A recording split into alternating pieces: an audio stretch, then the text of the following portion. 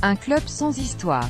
Voilà comment on qualifie le MHR à la rédaction. Non mais vous avez cru qu'on était le PSG? À Montpellier, sûrement la plus belle ville du monde, le rugby se transmet de génération en génération. Je me rappelle des matchs au stade Sabaté, de la lutte pour l'accession en top 16 avec cette montée contre Tarbes en 2003.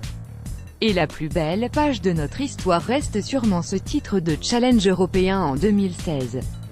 Alors, je vois déjà le stagiaire d'en face se gausser une cervoise à la main, il est clermontois, en affirmant « Lorsque vous aurez le palmarès de Montferrand, les Narbonnais auront remporté 3 victoires d'affilée. En attendant, on n'a que 2 boucliers de Brennus de retard sur les Géonards. Ils sont dans leur jalousie, je suis dans mon jacuzzi. » Au MHR, on a du flouze, des stars de l'hémisphère sud et, avec Moed, cet été c'est sûr, on va faire bronzer le bout de bois à Palavas-les-Flots. Le tout c'est de ne pas se faire enfler en finale comme les Espagnols face à la Belgique. Ben quoi les mecs, pourquoi vous avez pas la frite? Icône Sport les pauvres Léonesse. D'habitude, c'est au foot qu'ils sont toujours en train de crier au scandale, aka Sergio Ramos. Il faut croire que la une de Marca sur le rugby leur a transmis le virus. Franchement, vous croyez vraiment qu'un arbitre roumain qui siffle 26 pénalités contre vous est forcément un pourri? C'est pas comme si la sélection des Carpates prenait votre place pour la Coupe du Monde au Japon. Hein? Ah si, apparemment c'est le cas, autant pour moi, mais je suis sûr que celui qui a nommé les arbitres pour ce match va remettre à ça et faire rejouer le match. Non parce que c'est trop gros là. C'est facile m'a dit Jacques, j'ai juste à viser entre les poteaux. Icône Sport. L'autre actu cette semaine à la rédaction, c'est le 15 de France.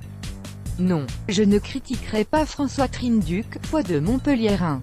Cela arrive à tout le monde d'avoir des problèmes de visée. Regardez Olivier Giroud. Bref, l'équipe de France de Jacques la Moustache a perdu au Pays de Galles, mais au moins, les Anglais sont derrière au classement. Sorry, good game. Bien joué les Irlandais. Mais ils ne sont pas les seuls à nous avoir fait grimper au rideau. Jessie Trémoulière et ses copines ont réalisé la Manita du Grand Chelem. N'en déplaise aux misogynes et leurs excuses bidons, pas de concurrence. Les Anglais sont nos seuls adversaires. Stop, elles n'ont jamais fini pire que 3e depuis 10 ans.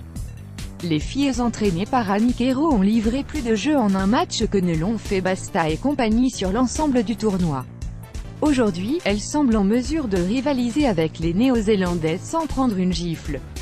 Les garçons peuvent-ils en dire autant? On verra bien au mois de juin. Pourtant, on préférera toujours titrer sur les coéquipiers de Maxime Machenaud.